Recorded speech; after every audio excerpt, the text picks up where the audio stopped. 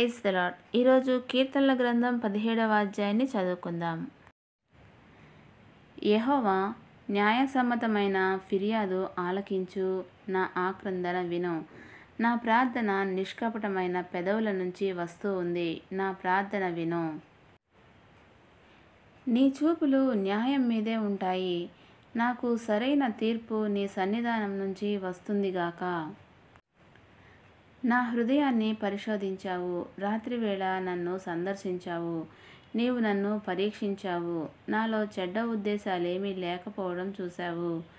మాటల్లో అతిక్రమం చేయనని నిశ్చయించుకున్నాను. మనుషుల క్రియాకలాపాల విషయమైతే నీ నోటి మాటల మూలంగా దౌర్జన్యం చేసే వాళ్ళ మార్గం నుంచి తప్పించుకున్నాను. నా పాదాలు నీ దారినే అంటిపెట్టుకుని ఉన్నాయి, అవి జారలేదు. దేవా, నీవు నాకు జవాబిస్తావని నీకు మొర్రపెట్టాను. నాకు చెవి ఒగ్గు, నా మాటలు ఆలకించు. కుడి చేతిలో నీ శరణాగతులను శత్రువుల బారి నుంచి రక్షించేవాడా, ఆశ్చర్యకరమైన నీ అనుగ్రహం నాకు చూపు. దుర్మార్గులు నన్ను నాశనం చేయాలని చూస్తున్నారు. వాళ్ళ చేతిలో చిక్కకుండేలా నీ కనుపాపలాగా నన్ను కాపాడు. నీ రెక్కల నీడలో నన్ను దాచిపెట్టు. వాళ్ళు కఠిన హృదయులు, వాళ్ళ నోట గర్వం ఉట్టిపడుతుంది.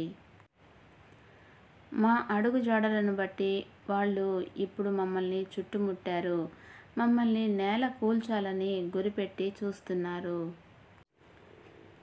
వాళ్ళు ఎప్పుడు చీల్చివేద్దామా అని పొంచి ఉన్న సింహంలాగా, చాటుగా నక్కి ఉన్న కొదమ సింహంలాగా ఉన్నారు. యెహోవా, లే, వాళ్ళను ఎదుర్కొని కూలద్రొయ్యి. దుర్మార్గుల చేతుల నుంచి నీ ఖడ్గంతో నన్ను తప్పించు. ఈ మనుషులు లౌకిక విచారం కలవాళ్ళు, వీళ్ళ వంతు ఈ జీవితంలోనే ఉంది.